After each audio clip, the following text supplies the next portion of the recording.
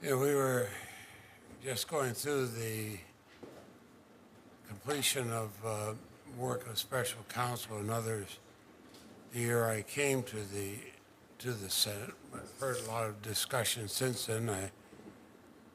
Many of us had questioned the utility of Kenneth Starr's years-long, multi-million-dollar meandering investigation into President Clinton. A dogged insistence on sexual conduct they did not show when he was the head of Baylor, and much worse things happened. But there's no doubt that the underlying independent counsel statute didn't violate the separation of power. Morrison versus Olson, 7-1 decision, made that clear. Now, I think that the two bills under discussion today, produced by Senators Graham and Tillis and others, are even more modest. So, Professor Posner, in your view, what would be the true threat to the rule of law? One, if one of these two bills is enacted in law, or secondly, if the president disregarded the existing Justice Department regulations to fire the special counsel in order to undermine a Russian investigation?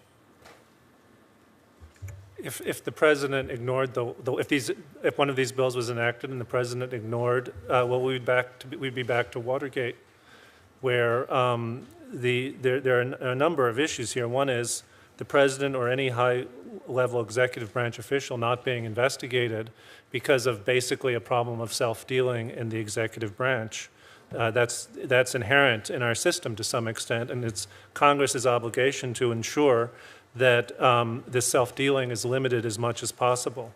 I should add, by the way, that Teapot Dome was mentioned. There was another special prosecutor who was appointed in, I think, 1951 during the Truman administration, a man named Newbold Morris.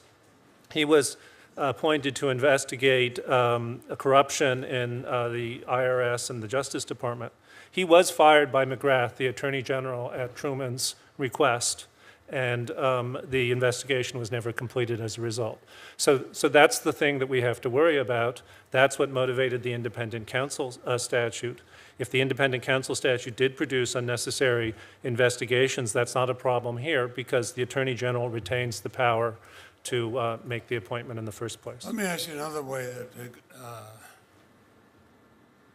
the president of the White House could undercut it, or think they could undercut it if they cut back the budget of the special counsel. And you had noted that in an op-ed that was in the New York Times. If he wanted to interfere with the Russian investigation, he could attempt to undermine the special counsel's budget.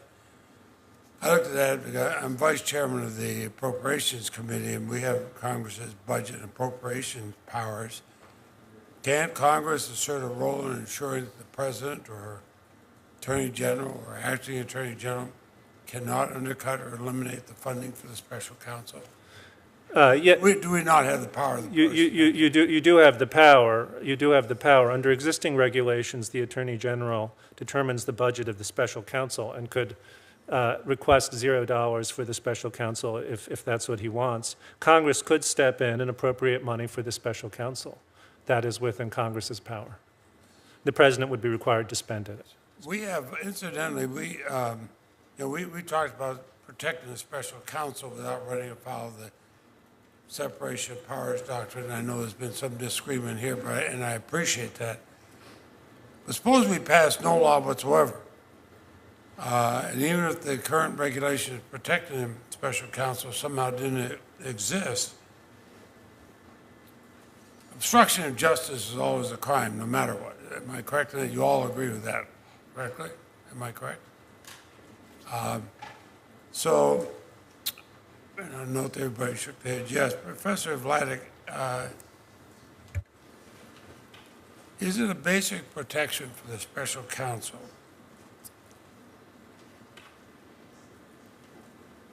if the president fired him to improperly influence a Russian investigation? Doesn't that raise a question of obstruction of justice? I think it does, Senator Leahy, and I think that the existing regulation already goes a fairly long way toward protecting the special counsel's ability to investigate that very offense. As I've mentioned, I actually think it's possible that the existing regulation would be sufficient for the special counsel to try to enforce if he were removed without good cause. So, the real question here, I think, is not akin to the independent counsel statute where Congress is creating this entire structure. The Justice Department has voluntarily created this structure, right? The question is how best to ensure that it's honored and that it's not abused to hide crimes by those connected to the administration.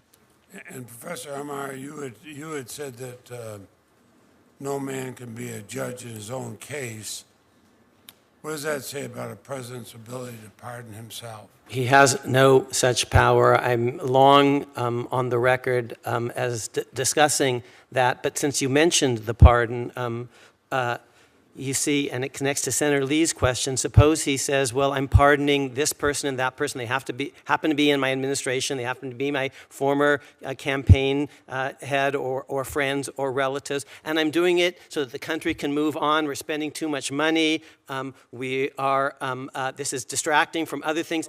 That the accountability in the end, there is the pardon power. And so the accountability in the end has to be impeachment and press oversight and Senate oversight. But I don't think judges can actually undo that, and judges can't quite decide whether that's good cause or not. The pardon power actually means at the end of the day, the president can choose not to prosecute pot smokers in Colorado or other folks. We're getting a bit off my question. My question was... He can't pardon himself. Thank you very much. I just want to make sure we had the answer. And I'd ask maybe to put my other questions and my statement on the record. For the record will stay open for a week, so you might get questions